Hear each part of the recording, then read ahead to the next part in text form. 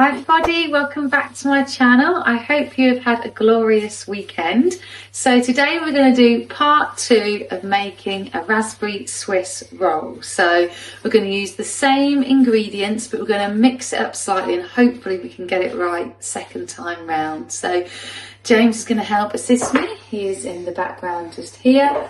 And I've got all my goods and weighed out all my ingredients, so let's get baking and let's get started. But before we do that, please make sure you subscribe, like and hit the notification bell. This is of course out of Mary Berry's cookbook, so we're going to be doing the Swiss roll where it says it cuts into 8 slices. So we have got the butter for the greasing, we have got the 4 large eggs here. And then I've weighed out my 125 grams of caster sugar. And then I've weighed out 125 grams of self-raising flour. Then we have the raspberry jam just here. And then the icing sugar for later for when we prepare. So let's get cracking.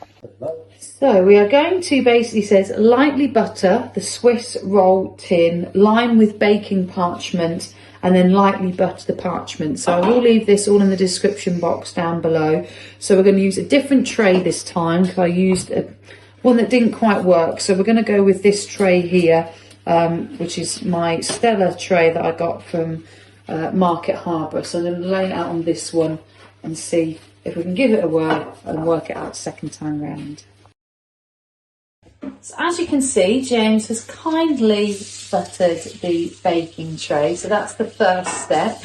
And then now we're going to put the eggs and the caster sugar and into a large bowl and mix it together with an electric whisk at high speed until the mixture is pale and thick enough to leave a trail when the whisk is lifted out.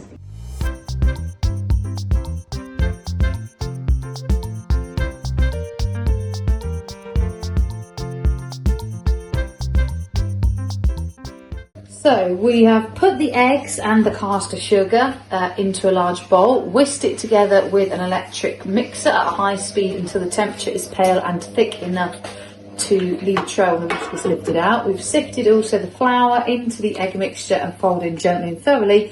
And now we're turning the mixture into the prepared tin until we spread the mixture evenly, particularly into the corners. James has come along today and helping for assistance.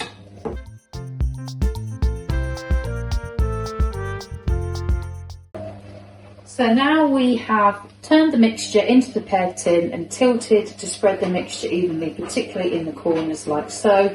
We've now got to bake in a preheated oven at 220 degrees for 10 minutes or until the sponge is golden and starting to shrink away from the side of the tin. So guys, we forgot, so I've got to sweeten them off, but we didn't put the baking parchment paper in, so we're starting again. So we've poured the mixture back into the bowl, we've washed and cleaned up the bowl of this, and then we're basically buttering it again, and then we're going to line the paper, then we're going to pour the mixture and then put it in the oven. What's this channel called? Don't Bake With Us, is it? Yeah, pretty much.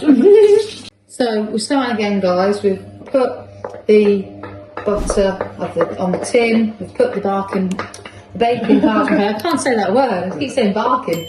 Baking parchment paper in, and then we are now pouring the mixture in. We've lightly buttered as well the tin inside on the paper. Then we're going to mix it all and then we're going to put it in the oven.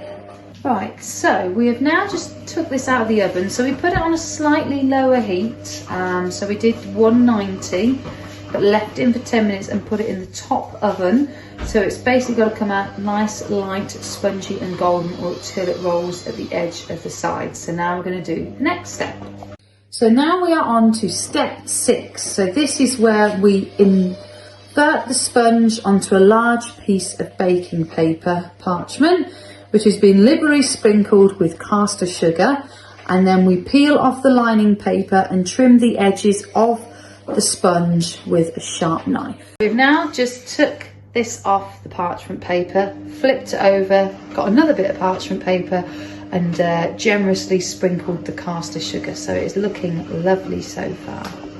So we've just done step 7, which is rolling up the sponge and the baking parchment together from one of the short ends and leave to stand for 2 to 3 minutes. So we've now unrolled the sponge. We haven't removed the baking parchment. James has advised not to do that.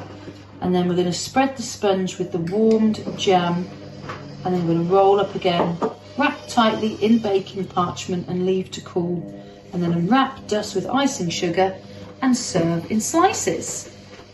So we're just spreading out the raspberry jam evenly across the whole of the sponge, and then we're going to re-wrap it up again, leave to cool, and then it'll be ready to serve. And I think this was a lot more, well, I know it was a lot more successful than the first one. We've had a little bit of a practice now on this, so we've got it going correctly this time, we feel. So that is the jam all spread and ready to go. So this was the 8th step, but look how glorious it looks. It's finally looking like a raspberry Swiss roll.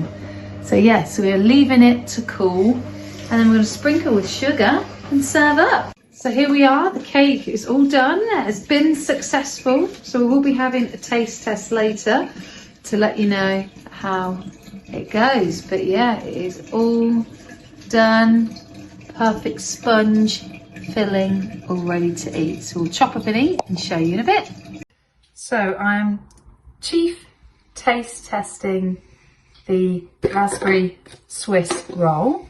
So let's give it a go. Now I eat it and unravel it like this. I don't eat it whole. So let's see what it tastes like. Very nice. It's buttery, creamy. Yeah, I can give my verdict. What do you think of it, James? This middle bit's the best bit. I just secretly made on myself. Mm-hmm. Yeah, it's nice, that. Mm. Mm. What a terrible one there. But that was brilliant. So I'd say that's a 10 out of 10 for me. That is very nice. Empty plate, apart from a few jam splodges.